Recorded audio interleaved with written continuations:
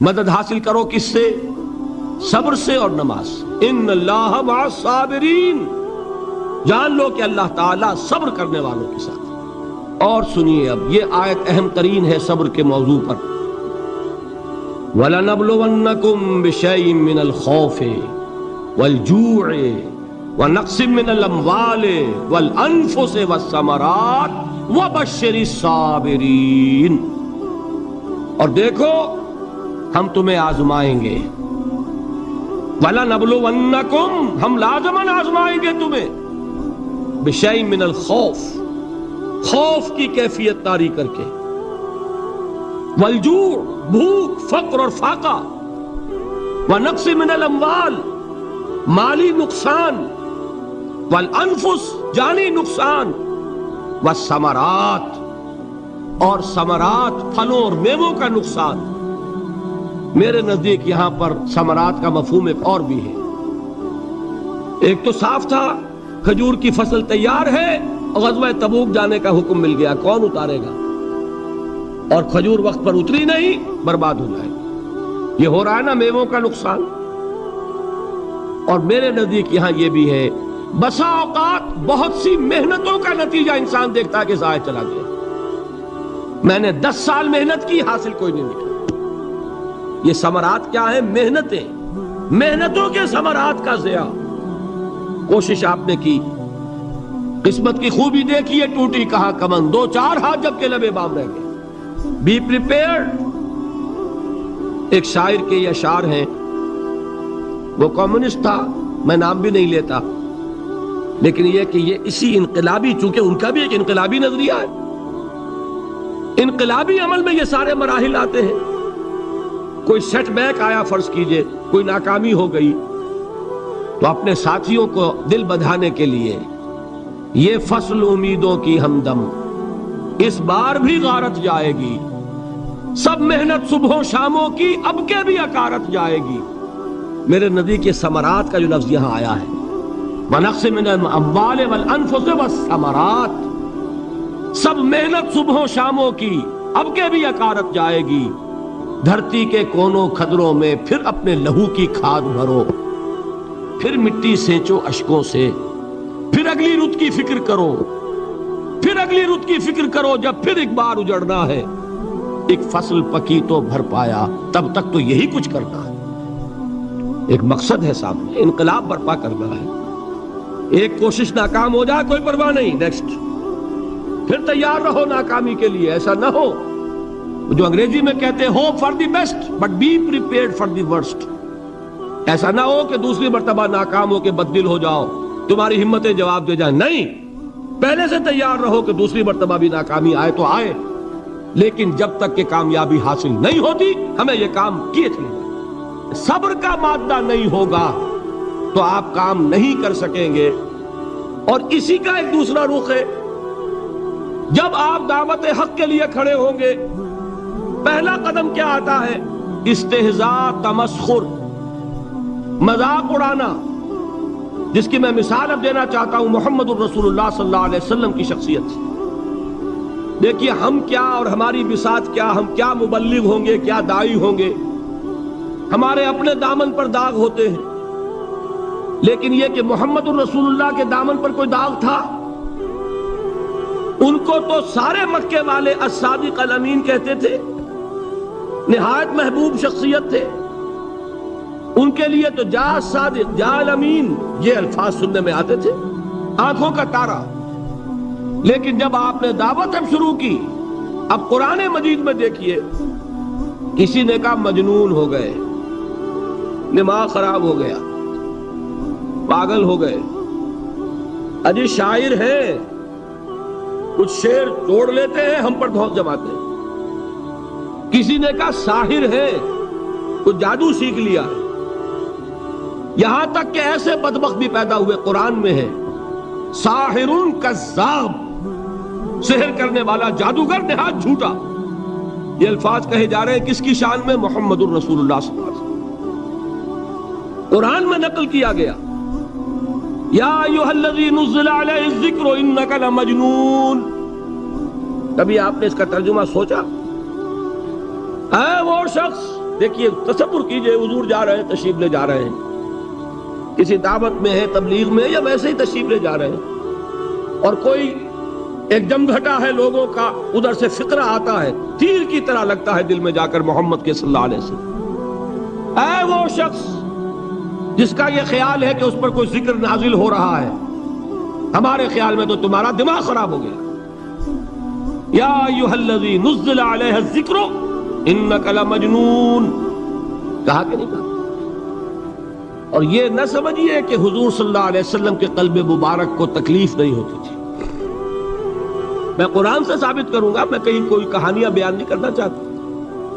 قرآن نے کہا ہے وَلَقَدْ نَعْلَمُ أَنَّكَ يَضِيقُ صَدْرُكَ بِمَا يَقُولُونَ، اے نبی ہمیں خوب معلوم ہے صلی اللہ علیہ وسلم کہ جو کچھ یہ لوگ کہہ رہے ہیں اس سے آپ کا سینہ بھجتا ہے، یہ جو گھٹن ہوتی ہے، صدمہ ہوتا ہے۔ أَنَّكَ يَضِيقُ صَدْرُكَ بِمَا يَقُولُونَ، ہمیں خوب معلوم ہے کہ جو کچھ یہ باتیں آپ کو سننی پڑ رہی ہیں، یہ کڑوی کسیلی باتیں، یہ جو فقرے چست ہو رہے ہیں، استہزاء ہو رہا ہے، تمسخر ہو رہا ہے۔ سورہ ہجر میں ہے، ایک جگہ کھڑے ہوئے لوگ قرآن کا مذاق اڑا رہے ہیں، بھائی فلاں آیت تم لے جانا، فلاں آیت میری ہوگی، اس کے ٹکڑے کر رہے ہیں، اس کے ٹکڑے حصے بکھرے کر کے قیمہ بنا کر ان آیات کا تمسخر اڑا رہے ہیں۔ ایک جگہ قرآن مجید میں مذکور ہے کہ فرشتوں کا مذاق اڑ رہا ہے، بھائی یہ دیکھو محمد نے کہا ہے صلی اللہ علیہ وسلم کہ جہنم پر تو کل 19 فرشتے ہیں، علیہا 19 قرآن میں آیت نازل ہوئی۔ ایک پہلوان کہتا بھائی 10 کو تو میں سنبھال لوں گا، باقی 9 کا تم انتظار کر لو۔ یہ باتیں آ رہی ہیں حضور کے کانوں، کلام الہی کے ساتھ کیا سلوک ہو رہا ہے، مجھ پر کیا فقرے چست کیے جا رہے ہیں، مجھ پر جس طریقے سے استہزاء اور تمسخر کا رویہ اختیار کیا گیا ہے، دل بھج رہا ہے، دل میں صدمہ ہے۔ دیکھیے سورہ نون ہے، اور میرے نزدیک یہ دوسری وحی ہے جو حضور پر نازل ہوئی ہے، اس کی ابتدائی آیات، نون والقلم وما یسطرون ما انت بنعمت ربک بمجنون وان لک لاجرا غیر ممنون وانک لعلی خلق عظیم فستبصر ویبصرون بأیکم المفتون ان ربک هو یعلم بمن ضل عن سبیلہ وهو اعلم بالمہتدین۔ نون، قسم ہے قلم کی اور جو کچھ یہ لکھتے ہیں۔ اے نبی آپ اپنے رب کی نعمت سے مجنون نہیں ہیں۔ یہ کیوں کہا جا رہا ہے؟ حضور کو جو صدمہ پہنچا ہے وہی نازل ہوئی ہے دل جوئی کے لیے، تسلی کے لیے۔ آپ کیوں برا منا رہے ہیں؟ اے نبی آپ کیوں صدمہ اور رنج اور اندوہ محسوس کر رہے ہیں؟ ان بدبختوں کے کہنے سے کوئی آپ مجنون ہو جائیں گے؟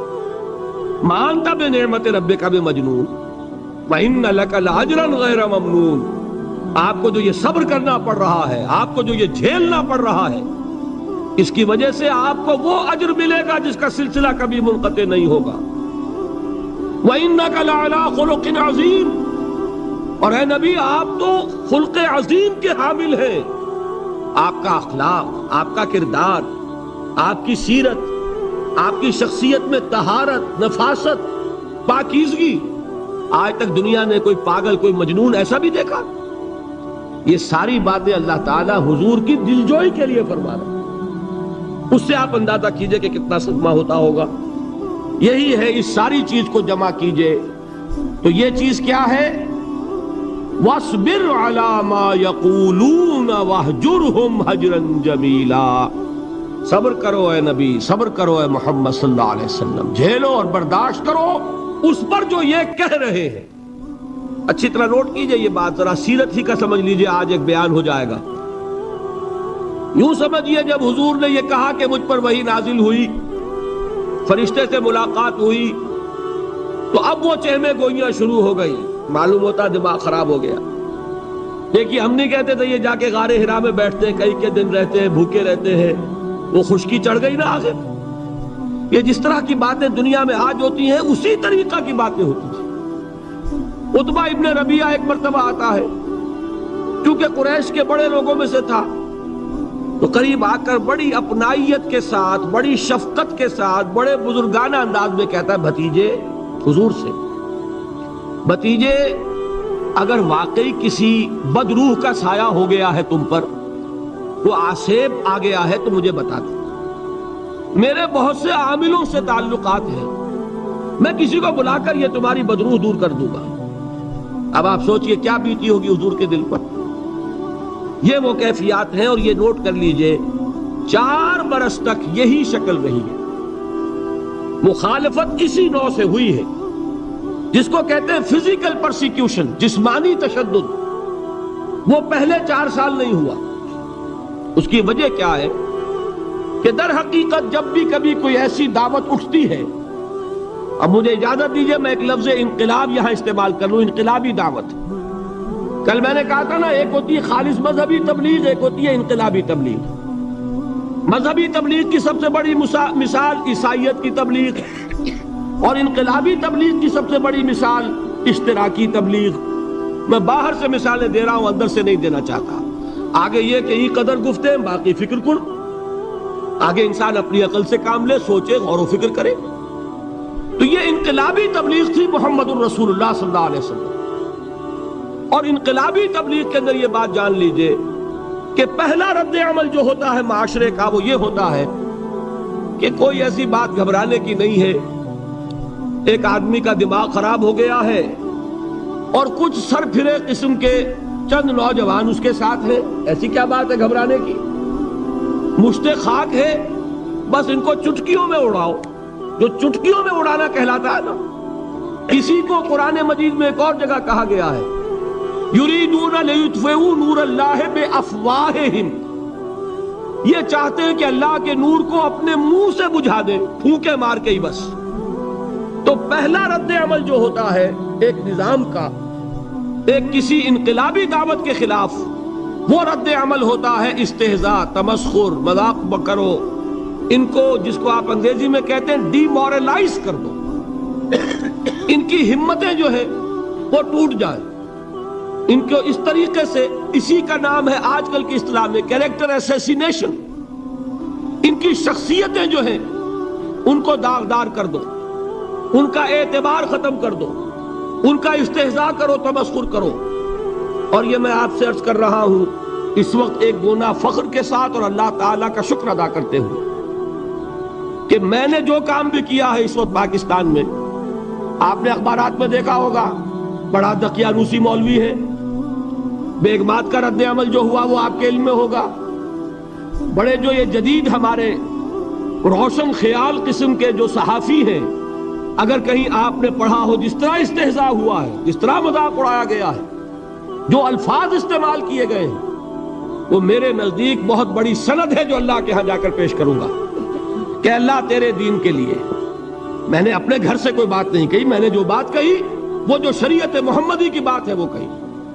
اگر اپنی طرف سے کہیں ہو کوئی اضافہ کیا ہو تو اللہ تعالیٰ کی پھٹکار ہو مجھ پر اور لعنت ہو مجھ پر، لیکن اگر میں نے وہی کچھ کہا جو شریعت محمدی کا تقاضا ہے اور قرآن اور سنت کی بات ہے، تو پھر اگر مجھے کسی نے پاگل کہا اور کسی نے دقیانوسی کہا اور کسی نے اور فقرہ چست کیا، تو میں اس کے لیے، میں تو سمجھتا ہوں میرے لیے وہ سند ہے جو اللہ تعالیٰ کے ہاں میں جا کر پیش کروں۔ اور یہ جان لیجئے کہ وہی بات ہوتی ہے ہمیشہ، ہسٹری ریپیٹس اٹسیلف۔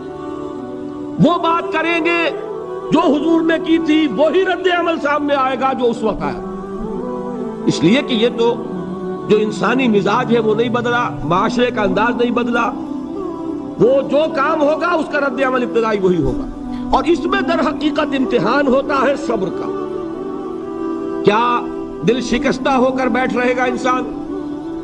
ہمت جواب دے جائے گی، کمر ٹوٹ جائے گی، قوت ارادی اور عزیمت جو ہے مزمحل ہو جائے گی، پھونکوں سے چراغ بجھ جائے گا۔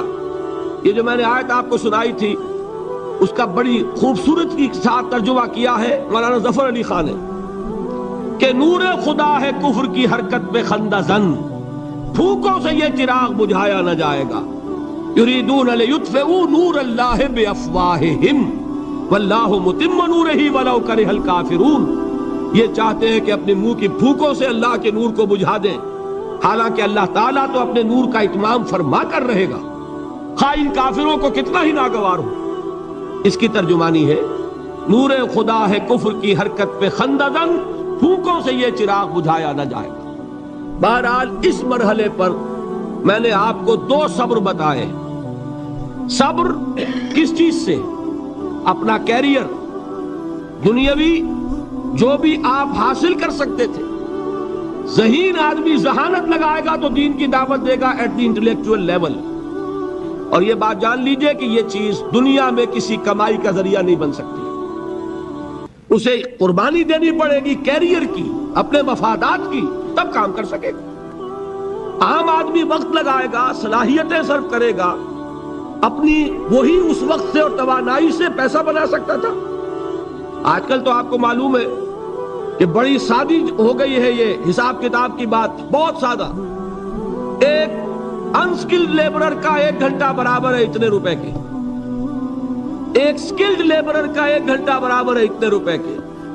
آپ تو ہر چیز کاؤنٹ کر سکتے ہیں، میئر کر سکتے ہیں۔ جو شخص 1 گھنٹہ لگا رہا ہے اس نے کوئی پیسہ خرچ کیا ہے، اسی وقت کو لگا کر وہ پیسہ بنا تھا، اسی ذہانت اور صلاحیت سے وہ کوئی کمائی کرتا۔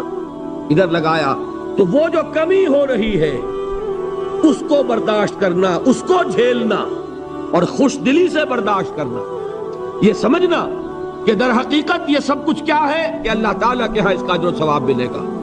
یہ صبر کا ایک رخ، اور استہزاء ہو، تمسخر ہو، مذاق اڑے، فقرے چست ہو، دقیانوسی کہا جائے، ریئیکشنری کہا جائے، یہ بڑے ریئیکشنری ہے، یہ بڑے پچھلے زمانے کے لوگ ہیں، اگلے وقتوں کے ہیں یہ لوگ، انہیں کچھ نہ کہو۔ جو کہا جائے سنو، وَاصْبِرْ عَلَى مَا يَقُولُونَ وَاهْجُرْهُمْ هَجْرًا جَمِيلًا، اور صبر کیجئے محمد صلی اللہ علیہ وسلم۔ دیکھیے کوئی پہلو ایسا نہیں ہے جس میں ہمیں ہدایت قرآن مجید سے اور سیرت محمد صلی اللہ علیہ وسلم سے مل نہ جائے۔ اگر اللہ تعالیٰ مقام دعوت پر فائز ہونے کی توفیق عطا فرما دے تو جو مرحلے پیش آئیں گے وہ آپ کو نظر آ جائیں گے سیرت محمدی میں صلی اللہ علیہ وسلم، اور اس وقت حضور سے جو کہا گیا اس سے آپ کے دل پر بھی، اس کے زخمی جو آپ کا دل ہے، آپ کے احساسات ہیں، اس پر مرہم رکھا جائے گا۔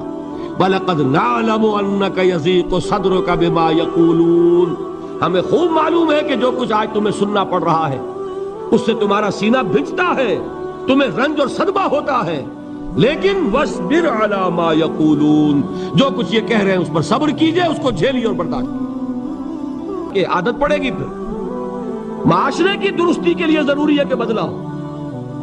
ایک تھپڑ اس نے لگایا ہے تو تھپڑ اس کے لگے تو اس کے بھی 14 طبق روشن ہو، تاکہ کسی اور کو تھپڑ مارنے کی ضرورت اس میں نہ ہو۔ یہ صحیح ہے کہ معاشرے کی درستی اسی میں، لیکن جو دعوت کا معاملہ ہے بالکل جدا ہے، اس کے قانون اور ہے۔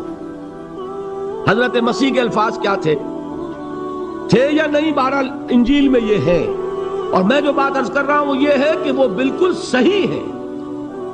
مقام دعوت کے دوران یہی طرز عمل صحیح ہے، اور یہی طرز عمل محمد الرسول اللہ نے صلی اللہ علیہ وسلم اپنے ساتھیوں کو تلقین فرمایا۔ وہ کیا ہے؟ وہ الفاظ جو ہے انجیل کے وہ یہ ہے کہ اگر کوئی تمہارے داہنے گال پر تھپڑ مارے بایاں بھی پیش کر دو، اگر کوئی تمہارا چغا لینا چاہے نالش کر کے تو تم اس کو کرتا بھی اتار کے دے دو، اگر کوئی تمہیں بیگار میں 1 کوس لے کے جانا چاہے تم 2 کوس اس کے ساتھ جاؤ۔ اس پر کہا گیا کہ یہ بڑی غیر فطری تعلیم ہے، یقیناً قانون کے اعتبار سے غیر فطری ہے، دعوت کے اعتبار سے یہ لازمی ہے۔ یہی دعوت کا یہی قانون ہے جو 12 برس تک مکے میں محمد الرسول اللہ نے نافذ کیا۔ صحابہ کو کیا حکم تھا؟ تمہیں کتنا ہی مارا جائے تم جواب میں کوئی کارروائی نہیں کر سکتے۔ نو ریزسٹنس، نو ریٹیلیشن۔ ریزسٹنس تو ہے، پیسو ریزسٹنس۔ ریزسٹنس کیا ہے؟ کہ پیچھے مت ہٹنا۔ وہ سارا دباؤ کیوں دے رہے تھے کہ تم اپنا تعلق منقطع کرو محمد سے صلی اللہ علیہ وسلم، تم توحید کو چھوڑو، اپنے آبائی دین میں آؤ۔ اسی کے لیے پریشرائز کر رہے تھے نا۔ حضرت بلال کو مار رہا ہے امیہ ابن خلف، حضرت خباب بن الارت رضی اللہ تعالیٰ عنہ کو دہکتے ہوئے انگارے زمین میں بچھا کر اور اس کے اوپر ننگی پیٹھ لٹا دیا گیا۔ آپ ذرا تصور کیجئے، ایک شخص دیکھ رہا ہے کہ دہکتے ہوئے انگارے بچھائے جا رہے ہیں، یہ میرے لیے تیار کیے جا رہے ہیں، اور پھر حکم دیا جاتا ہے کرتا اتار دو، کرتا اتار دیتا ہے، لیٹ جاؤ، لیٹ جاتا ہے۔ کیوں؟ بڑی غیر فطری بات ہے یہ تو، اسے ہاتھ پاؤں مارنے چاہیے۔ ایک آدمی ڈیسپریٹ ہو جائے تو آپ کو معلوم ہے اس کے اندر طاقت بہت آ جاتی ہے، اسے نظر آ رہا ہو کہ مجھے تو بھون دیں گے، کباب بنا دیں گے، تو اگر اسے اجازت ہو 2-4 کو مار کر مرے گا، اجازت نہیں۔ محمد نے ہاتھ باندھ دیے صلی اللہ علیہ وسلم، تمہیں اجازت نہیں ہاتھ اٹھانے کی۔ یہ بعد میں سورہ نساء میں یہ الفاظ نازل ہوئے کہ اے مسلمانوں، ایک زمانہ یہ تھا کہ تمہیں حکم تھا کفو ایدیکم، اپنے ہاتھ بندھے رکھو، you are not allowed to retaliate, ڈٹے رہو، جمے رہو، کھڑے رہو، صبر کرو، جھیلو، برداشت کرو، پیچھے نہ ہٹنا، نہ محمد کے دامن کو چھوڑنا صلی اللہ علیہ وسلم، نہ توحید کا دامن چھوڑنا، لیکن ہاتھ اٹھانے کی اجازت نہیں۔ بتائیے کہاں گیا قانون؟ قانون تو یہ ہے کہ بدلا لو، لیکن وہ قانون تو اس وقت نافذ ہوگا جب انقلاب آ جائے گا، اسلامی حکومت قائم ہو جائے گی، تب آئے گا نا قانون۔ ابھی مرحلہ ہے انقلابی عمل کا، ابھی تو انقلاب لانا ہے، اسلامی حکومت قائم کرنی ہے۔ اس پروسیس کے تقاضے کچھ اور ہیں۔ اس میں جو پہلا مرحلہ ہے وہ پیسیو ریزسٹنس کا ہے، صبر۔ یہی وجہ ہے، دیکھیے مکی صورتوں میں خود نبی اکرم صلی اللہ علیہ وسلم کو اتنے مختلف پیرایوں میں صبر کا حکم دیا گیا۔ کچھ مثالیں میں دے چکا ہوں، وَلِرَبِّكَ فَاصْبِرْ، اسی طریقے سے وَاصْبِرْ كَمَا صَبَرَ أُولُو الْعَزْمِ مِنَ الرُّسُلِ، اے نبی صبر کیجئے جیسے کہ صبر کیا ہمارے اولو العزم رسولوں نے۔ وَاصْبِرْ وَمَا صَبْرُكَ إِلَّا بِاللَّهِ، اے نبی صبر کیجئے، اور آپ کا صبر تو اللہ ہی کے سہارے ہے۔ وَاصْبِرْ لِحُكْمِ رَبِّكَ، یہ سورہ نون جس کی ابتدائی آیات میں نے آپ کو سنائی، نون والقلم وما يسطرون ما انت بنعمت ربك بمجنون، اس کا اختتام کیا ہوتا ہے؟ وَاصْبِرْ لِحُكْمِ رَبِّكَ وَلَا تَكُنْ كَصَاحِبِ الْحُوتِ إِذْ نَادَىٰ وَهُوَ مَكْظُومٌ، اے نبی صبر کیجئے اپنے رب کے فیصلے کا، انتظار کیجئے، اور اس مچھلی والے کے مانند نہ ہو جائیے۔ مچھلی والا کون؟ حضرت یونس علیہ السلام۔ مچھلی والے نے اپنے دینی حمیت اور غیرت جو تھی اس کی وجہ سے اللہ کے حکم کا انتظار نہیں کیا، اپنی قوم کو چھوڑ کر چل دی۔ نبی کا، رسول کا یہ معاملہ ہوتا ہے، جیسے کہ آپ کو معلوم ہے کوئی افسر ہے کسی حکومت کا، وہ اپنی پلیس آف ڈیوٹی کو نہیں چھوڑ سکتا، he must stick to his place of duty۔ بڑے افسرز کے لیے تو یہ بہت بہت اہم بات ہے۔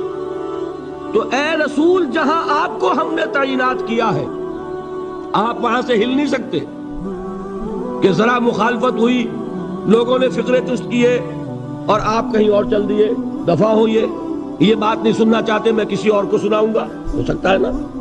ہم تو کرتے ہیں نا یہ، اس لیے کہ ہمیں تو اللہ نے کہیں تعینات تو نہیں کیا نا۔ اگر ایک جگہ کے لوگ بات نہیں سنتے، چلو بھائی ہم کہیں اور جائیں گے، وہاں بات سنائیں گے۔ لیکن رسول کا معاملہ ہوتا ہے جو اس کی پلیس آف اپوائنٹمنٹ ہے، he cannot leave his place without the express permission of Allah subhanahu wa ta'ala۔ آپ نے یہ سنا ہوگا، سیرت کی تقاریر میں پڑھا ہوگا کہ مدینے کی طرف ہجرت کی اجازت حضور نے تمام صحابہ کو دے دی، خود منتظر رہے جب تک کہ اللہ کی طرف سے اجازت نہیں آ گئی۔ حضرت ابوبکر پوچھتے رہتے تھے حضور اجازت آ گئی کہ نہیں؟ نہیں ابھی نہیں آئی۔ حضور اذن آ گیا؟ نہیں آیا، ابھی نہیں آیا۔ حبشہ کی طرف سب کو بھیج دیا، اجازت دے دی جو جانا چاہے چلا جائے۔ حضور کی صاحبزادی جو حضرت عثمان کے نکاح میں تھی وہ بھی ہجرت کر رہی، لیکن حضور تو نہیں گئے۔ رسول نہیں چھوڑ سکتا اپنی جگہ کو، یہاں تک کہ تمام تقریباً صحابہ چلے گئے، حضور رہ گئے، حضرت ابوبکر رہ گئے، حضرت علی رہ گئے، اور حضرت ابوبکر پوچھ رہے ہیں بار بار اجازت آئی یا نہیں؟ نہیں ابھی نہیں آئی۔ حضرت عائشہ نے واقعہ بیان کیا کہ ایک روز اچانک دوپہر کے وقت ہم نے دیکھا کہ حضور نے اپنے پورے جسم کو ڈھانپا ہوا ہے، چہرے کو بھی کپڑے میں ڈھانکا ہوا ہے اور تشریف لا رہے ہیں۔ یہ اس میں تعجب کی بات یہ کہ عرب میں آج بھی آپ کو معلوم ہے کہ یہ چیز جو ہے ان کی روایات کے خلاف ہے کہ دوپہر کے وقت کوئی کسی سے ملنے جائے. یہ وقت جو ہے قیلولے کا ہے، آرام کا ہے. آج کل وہ عصر اور ظہر کے مابین کا وقفہ، تو این ٹھیک دوپہر کے وقت تشریف لائے حضور. آپ نے آ کے حضرت ابو بکر سے فرمایا کہ اجازت آ گئی ہے. اس میں ایک قصہ تھوڑا سا اور بتا دوں، بہت دلچسپ ہے اور بہت ہمارے لیے سبق آموز ہے. حضرت ابو بکر نے بہت خوش ہو کر ایک بات کہی، حضور میں نے 2 اونٹنیاں تیار کی ہوئی ہیں. یعنی اب آپ وہ تو سوچتے تھے نا شاباش ملے گی کہ میں نے تیاری کی ہوئی ہے، میں نے 2 اونٹنیوں کو خوب کھلا پلا کے فربا کیا ہوا ہے، بڑی توانا ہے تاکہ ہم تیزی کے ساتھ سفر کر سکیں. حضور نے توقف کیا، فرمایا ہاں ٹھیک ہے، 1 اونٹنی میں استعمال کروں گا لیکن میں اس کی قیمت ادا کروں گا. حضرت ابو بکر کی آنکھوں میں آنسو آ گئے، روتے ہوئے کہا حضور مجھ سے یہ مغایرت، کیا یہ جان اور مال کسی اور کے لیے ہے؟ آپ مجھ سے بھی کہہ رہے ہیں میری اونٹنی جو ہے وہ بھی بلا معاوضہ آپ قبول نہیں فرما رہے. یہ ہے محمد الرسول اللہ کی غیرت اور حمیت کا. ہمارا معاملہ جو ہے دین کی دعوت و تبلیغ کے اعتبار سے بالکل کچھ مختلف بنا ہوا ہے. اسی لیے وہ عزت نہیں، وہ وقار نہیں. یہاں یہ حال ہے کہ حضور کے خسر ہیں، جان نثار ہیں، یار غار ہیں، سب کچھ ہیں، لیکن وہاں بھی یہ معاملہ ہے کہ ٹھیک ہے اونٹنی کی میں قیمت ادا کروں. بہرحال میں جو عرض کر رہا تھا وہ یہ ہے کہ چونکہ رسول کو اجازت نہیں تو فرمایا گیا وَاصْبِرْ لِحُکْمِ رَبِّكَ وَلَا تَكُنْ كَصَاحِبِ الْحُوتِ. دیکھنا وہ جو یونس علیہ السلام جو انہوں نے کیا تھا، اجازت آئے بغیر وہ اپنی قوم کو چھوڑ کر کسی اور وجہ سے نہیں گئے تھے دین کی حمیت اور غیرت کی وجہ سے. یہ بدبخت بات سننے کو تیار نہیں ہے تو دفع ہو، میں کہیں اور جا کر اللہ کی بات کہیں سناؤں گا، لیکن اجازت کے بغیر نہیں جا سکتے. یہی وجہ ہے کہ پکڑ ہوئی، گرفت ہوئی اور مچھلی کے پیٹ میں رہے. وہاں وہ لا الہ الا انت سبحانک انی کنت من الظالمین، اور وہاں سے پھر اللہ تعالیٰ نے نجات دی، مچھلی نے انہیں اگل دیا ساحل کے اوپر. یہ ایک لمبی بات ہے. تو یہاں حضور سے کیا کہا گیا؟ صبر کی. اب دیکھیے ایک بات عجیب ہے، یہ ربط اپنے ذہن میں رکھیے. اللہ تو صبر کی تلقین کر رہا ہے اپنے رسول کو، اور رسول یہی تلقین کر رہے ہیں اپنے صحابہ کو. صبر کرو، جھیلو، برداشت کرو، ہاتھ مت اٹھانا، کوئی جوابی کارروائی نہیں ہوگی، بلکہ اپنے اوپر جھیلو جو کچھ جھیلنا ہے، ڈٹے رہو، پیچھے مت ہٹنا، یہ صبر ہے. لیکن ہاتھ اٹھانے کی اجازت نہیں. چنانچہ اب ذرا چشم تصور سے دیکھیے، ابو جہل اس نے جو بدترین روش اختیار کی، وہ ایک خاندان تھا حضرت یاسر، ان کی اہلیہ حضرت سمیہ، اور ان کے فرزند حضرت عمار رضی اللہ تعالی عنہم. یہ غلام نہیں تھے. حضرت سمیہ تو کنیز تھیں لیکن یاسر غلام نہیں تھے. ان کی کہانی یہ ہے، واقعہ یہ ہے کہ یہ بہت نیک آدمی تھے. یاسر یمن کے باشندے. انہیں کو خواب میں بشارت ہوئی کہ نبی کا ظہور ہونے والا ہے مکے میں، جاؤ شاید ان کے قدموں تک پہنچ جاؤ. جیسے حضرت سلمان فارسی کی بات میں نے آپ کو بتائی، وہ تو خواب کی بشارت نہیں تھی، وہ ان کے غور و فکر کا معاملہ تھا. انہوں نے وہ جو آگ کی پوجا پاٹ ہے اس کو چھوڑا اور سفر کیا، اور پھر انہیں خبر دی ایک راہب نے کہ کھجوروں کی سرزمین میں آخری نبی کا ظہور ہونے والا ہے، جاؤ شاید قسمت یابی کرے. انہیں خواب آیا تھا. یہ یمن سے ترک وطن کر کے مکے آ گئے. ابو جہل کا ایک چچا تھا، بہت شریف النفس انسان، اس کے ساتھ معاہدہ کیا حلیف بن کر، اور وہ مکے میں رہنے لگے. اس لیے کہ یہ نوٹ کر لیجئے، مکہ اس وقت ایک قبیلے کا شہر تھا، صرف قریش. یا قرشی رہ سکتا تھا وہاں یا قرشی کا حلیف. اگر کسی کے ساتھ اس کی، جیسے آپ کو معلوم ہے یہاں کاروبار وغیرہ کرنے میں سعودی عرب میں شراکت جو ہے وہ کسی لوکل سعودی کے ساتھ ہوگی تو آپ کر سکتے، وہ کفیل ہے، ورنہ آپ کچھ نہیں کر سکتے. اسی طرح کی بات وہاں تھی کہ اگر تو کسی قرشی نے آپ کو امان دی ہوئی ہے تو آپ رہ سکتے ہیں مکے میں، ورنہ نہیں. یا تیسرے قرشی کا غلام تو ملکیت ہی ہے اس کی، جیسے بھیڑ بکری ہے کسی قرشی کی، اسی طرح اس کے غلام ہے. یہ 3 کیٹیگریز تھی انسانوں کی مکے میں. اسی کو نوٹ کیجئے کہ جو بیچارے غلام تھے وہ سب سے زیادہ ستائے گئے، اس لیے کہ غلاموں کے تو حقوق ہی کوئی نہیں تھے. ان کو تو اگر کوئی شخص اپنے غلام کو ذبح کر دیتا تھا تو بھی کوئی پوچھنے والا نہیں. بالکل ایسے ہی ہے نا، آپ کی بکری آپ نے ذبح کی، گوشت کھا لیا، کوئی آپ سے کوئی پوچھ سکتا ہے؟ جب ملکیت ہے، آپ کی بکری آپ کی تھی، آپ نے ذبح کر دی. غلام آپ کی ملکیت تھا، آپ نے ختم کر دیا. کوئی اس میں جرم نہیں، کوئی باس پرس نہیں. یہ تھا حال غلاموں کا. بلال غلام تھے، ابو فقی غلام تھے، زنیرہ ایک کنیز تھی. ان کو جو ماریں پڑی ہیں اس کا آپ کو معلوم ہے. حضرت بلال کے ساتھ جو کچھ امیہ ابن خلف نے کیا، کہ جس طریقے سے کہ حیوانوں کی لاشیں جو ہے کھینچ کر گھسیٹ کر لے جائی جاتی ہیں، ان کی گردن میں رسی ڈال کر گھسیٹتے، اسی طریقے سے حضرت بلال کے گردن میں رسی ڈال کر ٹھیک دوپہر کے وقت مکے کی سنگلاخ گلیوں کے اندر گھسیٹا جاتا تھا. نیچے زمین جل رہی ہے توے کی طرح، اور ویسا بھی ہوتا تھا کہ چت لٹا دیا، اوپر سے وہ آگ مکے کا کہ سورج جو ہے ذرا نوٹ کیجئے، آگ برسا رہا، نیچے زمین توے کی طرح جل رہی، اور ایک بھاری سل بھی لا کر جو ہے سر پر رکھ دی، چھاتی پر رکھ دی گئی ہے کہ آواز نہیں نکل رہی، جھاگ نکل رہے منہ سے. لیکن اس حال میں بھی احد احد احد، ایک ایک اللہ، قل هو اللہ احد، الفاظ نکلے. یہ ہے وہ صبر، یہ ہے وہ صبر. صبر علی الابتلاء، صبر علی الایذاء. یہ ابتلاء اور ایذاء پر صبر ہے. جھیلو، برداشت کرو، اس توحید پر قائم رہو، محمد کی رسالت کے اقرار کرتے رہو صلی اللہ علیہ وسلم، لیکن ہاتھ نہیں اٹھانا. اب میں آپ کو بتا رہا تھا یہ تو غلام تھے، یہ جو تھے یاسر، یہ حلیف تھے، غلام تو نہیں تھے نا. البتہ وہ ابو جہل کے چچا کی کنیز تھی یہ سمیہ، انہوں نے اجازت لے کر ان سے نکاح کر لیا، یہ تو کنیز رہیں گی. بیٹا جو ہوا وہ بھی ایک طرح سے جب کنیز زیادہ ہے تو غلام ہو گیا، عمار ابن یاسر. وہ جو شخص تھا بہت شریف النفس ابو جہل کا چچا، وہ مر گیا.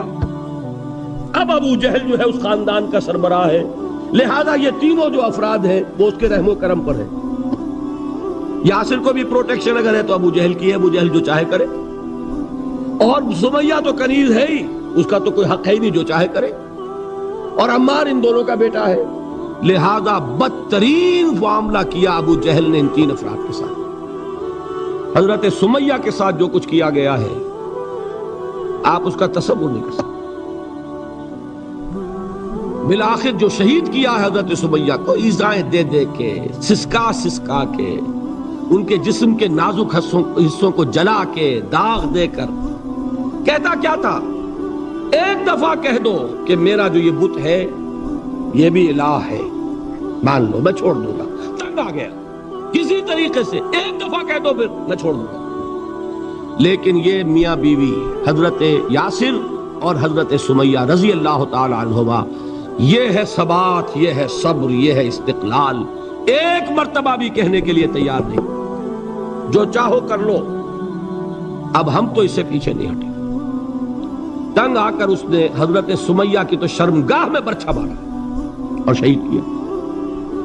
حضرت یاسر کے بارے میں ایک روایت یہ ہے، ستا ستا کے، تنگ کر کر کے، آخر کار جو ختم کیا، انہیں شہید کیا کس طرح؟